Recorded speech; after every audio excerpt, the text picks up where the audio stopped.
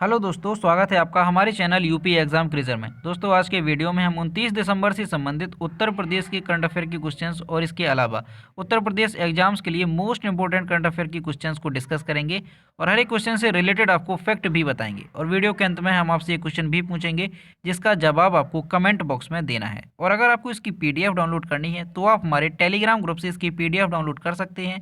Telegram group की link आपको video के डिस्क्रिप्शन में मिल जाएगी। तो चलिए आज का वीडियो स्टार्ट करते हैं। पहला क्वेश्चन है, यूनाइटेड किंगडम और अन्य जगहों पर कोविड-19 के नए स्ट्रेन की खोज के मद्देनज़र कौन सा राज्य नए परीक्षण उपकरण खरीदेगा? ऑप्शन नंबर ए है उत्तर प्रदेश, बी है उड़ीसा, सी है सिक्किम और डी है त्रिपुरा। तो इसका जो करेक्ट आंसर है वो है option number A, Uttar Pradesh. Uttar Pradesh सरकार यूनाइटेड किंगडम और अन्य जगहों पर कोविड-19 के नए स्ट्रेन की खोज के मद्देनज़र नए परीक्षण उपकरण खरीदेगी। मुख्यमंत्री योगी आदित्यनाथ ने यूके, फ्रांस और अन्य देशों से आने वाले सभी लोगों का पता लगाने, उनके अनिवार्य RT-PCR परीक्षणों का संचालन करने और उनकी परिणाम आने तक उन्हें संगरोध करने का निर्देश दिया। अगला क्वेश्चन है, किस राज्य ने शहरी क्षेत्रों में प्रांतीय रक्षक दल PRD की कंपनियों का गठन करने का निर्णय लिया?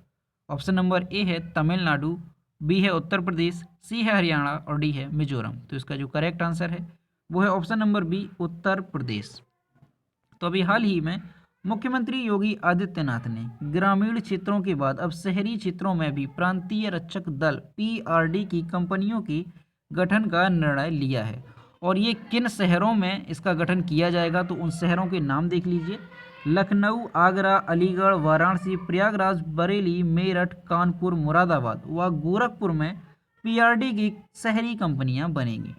एक कंपनी में 105 जवानों की तैनाती की जाएगी और प्रत्येक कंपनी में 11 महिलाओं की अनिवार्यता होगी। 71 साल बाद बन रही शहरी कंपनी।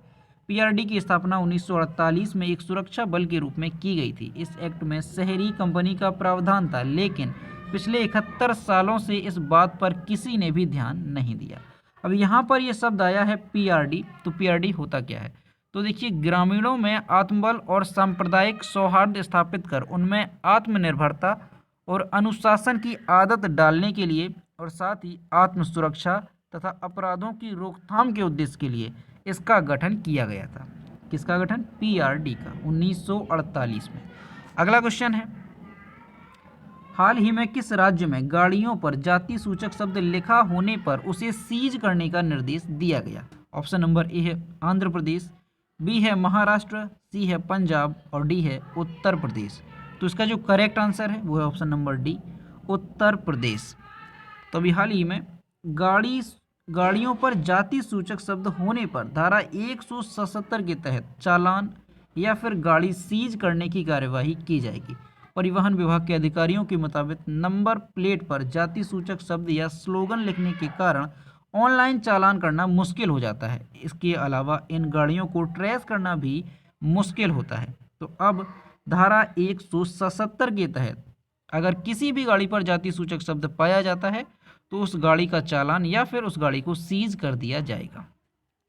अब यहाँ पर कई बार उत्तर प्रदेश की बात आई है, तो उत्तर प्रदेश के बारे में भी आपको बेसिक फैक्ट पता होने चाहिए। जैसे कि उत्तर प्रदेश की कैपिटल है लखनऊ, उत्तर प्रदेश के चीफ मिनिस्टर हैं योगी आदित्यनाथ, उत्तर प्रदेश के गवर्नर हैं आनंदीबेन पटेल और उत्तर प्रदेश का राजकीय पशु है वो बारहसिंगा और उत्तर प्रदेश का जो राजकीय पक्षी है सारस या क्रॉन्च और उत्तर प्रदेश का जो राजकीय पुष्प है वो है पलाश।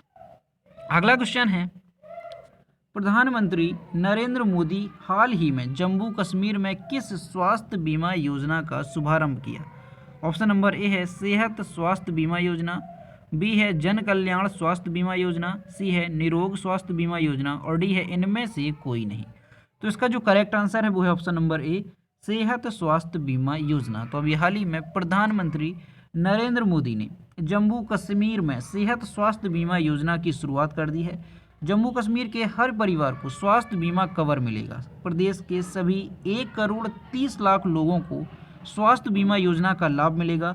योजना के तहत हर परिवार को 5 लाख का कैशलेस बीमा मिलेगा।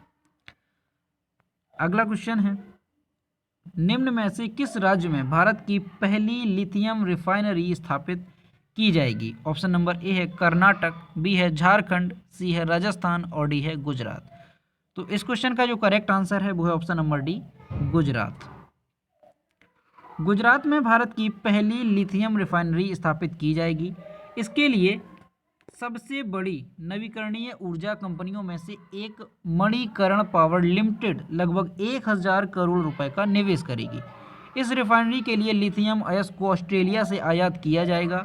भारत में लिथियम का उत्पादन करने के लिए नियोमेल्टस और मणिकरण पावर लिमिटेड ने समझौता किया है। लिथियम एक दुर्लभ तत्व है और यह भारत में नहीं पाया जाता। तो अब जो है जो लिथियम की रिफाइनरी स्थापित की जाएगी कहाँ पर? गुजरात स्टेट में। अब यहाँ पर गुजरात की बात आई है तो गुजरात के बारे में जान लेते हैं। तो ये है मैप में गुजरात। गुजरात की कैपिटल है गांधीनगर। गुजरात के चीफ मिनिस्टर हैं विजय रूपाणी और गुजरात के जो गवर्नर हैं वो हैं आचार्य देवव्रत। अगला क्वेश्चन है, हाल ही में किस राज्य सरकार ने भारत के सबसे बड़े हॉकी स्टेडियम बनाने की घोषणा की है? ऑप्शन नंबर ए है असम, बी है उड़ीसा, सी है पश्चिम बंगाल और डी है बिहार। तो इस क्वेश्चन का जो करेक्ट आंसर है वो है ऑप्शन नंबर बी, उड़ीसा। अभी हाल ही में उड़ीसा के मुख्यमंत्री नवीन पटनायक ने 24 दिसंबर 2020 को भारत का सबसे बड़ा हॉकी स्टेडियम उड़ीसा के राउरकेला में बनाए जाने की घोषणा की। यह स्टेडियम 2023 में पुरुषों के हॉकी विश्व कप के मैचों की मेजबानी करेगा। इस स्टेडियम में 20,000 दर्शक मैच देख पाएंगे। यह स्टेडियम क्षेत्र में खेल को और लोकप्रिय बनाने और इसकी दिशा बनाने में सहायता करेगा। इस स्टेडियम का निर्माण 15 एकड़ जमीन पर Biju Patnaik university of technology campus में किया जाएगा। अब यहाँ पर बात उड़ीसा की आई है तो उड़ीसा के बारे में जान लेते हैं। तो ये है मैप में उड़ीसा। उड़ीसा की कैपिटल है भुवनेश्वर। उड़ीसा के चीफ मिनिस्टर हैं नवीन पटनायक और उड़ीसा के गवर्नर हैं गणेशी लाल। अगला क्वेश्चन है, भारतीय नौसेना ने किस देश की नौसेना के बीच समुद्री सहयोग और संपर्क को बढ़ावा देने के प्रयासों के तहत दक्षिण चीन सागर में पैसेज अभ्यास किया? ऑप्शन नंबर ए है जापान, बी है यूएई, सी है रूस और डी है वियतनाम। तो इस क्वेश्चन का जो करेक्ट आंसर है वो है ऑप्शन नंबर डी, वियतनाम। तो भारतीय नौसेना ने युद्धपोत ने वियतनाम के बीच समुद्री सहयोग और संपर्क को बढ़ावा देने के प्रयासों के तहत दक्षिण चीन सागर में वियतनामी नौसेना के साथ पैसेज अभ्यास किया। भारतीय नौसेना पोत INS किल्टन को मध्य वियतनाम के बाढ़ प्रभावित लोगों के लिए राहत सामग्री के साथ भेजा गया था और अपनी वापसी यात्रा के दौरान इस युद्धपोत ने संपर्क और सहयोग संबंधी अभ्यास पैसेज अभ्यास में हिस्सा लिया। वियतनाम के पास भारत से रक्षा खरीद के लिए $500 मिलियन की क्रेडिट लाइन है। अगला क्वेश्चन है, किसे मरणोपरांत ग्रैमी के लाइफ टाइम अचीवमेंट अवार्ड 2021 से सम्मानित किया जाएगा? ऑप्शन नंबर ए है विल विथर्स, बी है मिली स्मॉल, सी है सेलेना क्विंटानिला पेरिस और डी है जॉन प्राइन। तो इसका जो करेक्ट आंसर है वो है option number C, Selena Quintanilla Perez. Selena Quintanilla Perez को मरणोपरांत ग्रैमी के लाइफ टाइम अचीवमेंट पुरस्कार से सम्मानित किया जाएगा। लोकप्रिय तेजना गायिका को संगीत उद्योग में उनकी उत्कृष्ट उपलब्धियों को पहचानने के लिए रिकॉर्डिंग अकादमी के पुरस्कार के प्राप्तकर्ता के रूप में चुना गया था। मरणोपरांत पुरस्कार 31 जनवरी 2021 को 63वें वार्षिक ग्रैमी पुरस्कारों में दिए जाएंगे। अगला क्वेश्चन है, मध्य प्रदेश के मुख्यमंत्री शिवराज सिंह चौहान के द्वारा वर्ष 2019 के लिए लाइफ टाइम अचीवमेंट अवार्ड से किसे सम्मानित किया गया? ऑप्शन नंबर ए है नमन ओझा, बी है इनाम उर रहमान, सी है आदित्य श्रीवास्तव और डी है रूप सिंह। तो इसका जो करेक्ट आंसर है वो है ऑप्शन नंबर बी, इनाम उर रहमान। तो मध्य प्रदेश की मुख्यमंत्री शिवराज सिंह चौहान ने 28 दिसंबर 2020 को भोपाल में वर्ष 2019 के लिए राज्य स्तरीय पुरस्कारों से खिलाड़ियों, प्रशिक्षकों और खेल हस्तियों को सम्मानित किया। ओलंपियन खिलाड़ी इनाम उर रहमान को वर्ष 2019 के लिए लाइफ टाइम अचीवमेंट अवार्ड से सम्मानित किया गया। अगला क्वेश्चन है, हाल ही में वीडियो कॉन्फ्रेंसिंग के जरिए महाराष्ट्र के संगोला से पश्चिम बंगाल के शालीमार तक 100वीं किसान रेल को किसने रवाना किया? ऑप्शन नंबर ए है पीयूष गोयल, बी है उद्धव ठाकरे, सी है नरेंद्र मोदी और डी है रामनाथ कोविंद। तो इसका जो करेक्ट आंसर है वो है option number C, Narendra Modi. तो अभी हाल ही में नरेंद्र मोदी ने वीडियो कॉन्फ्रेंसिंग के जरिए महाराष्ट्र के संगोला से पश्चिम बंगाल के शालीमार तक 100वीं किसान रेल का रवाना किया है।